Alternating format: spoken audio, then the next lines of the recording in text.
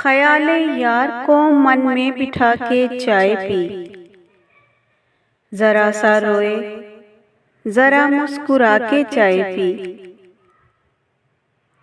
ये दोनों जायके चखे थे एक टेबल पर, रुलाया पहले उसे फिर हंसा के चाय पी।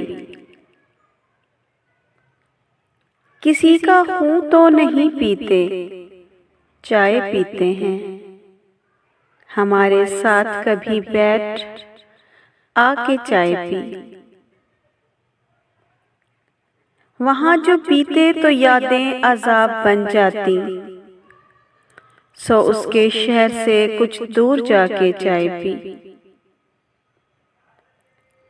ये दो ही काम किए, एक मुझसे प्यार किया और एक उसने बहुत दिल लगा के चाय पी।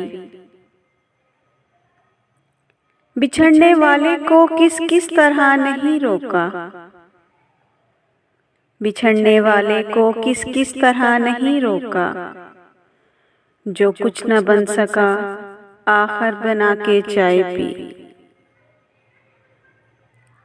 वो बरसों बाद जो लौटा तो हमने आंसू पिए,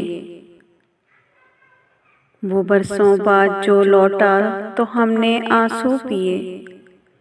और उसने ज़ैन यहाँ सिर्फ आके चाय पी।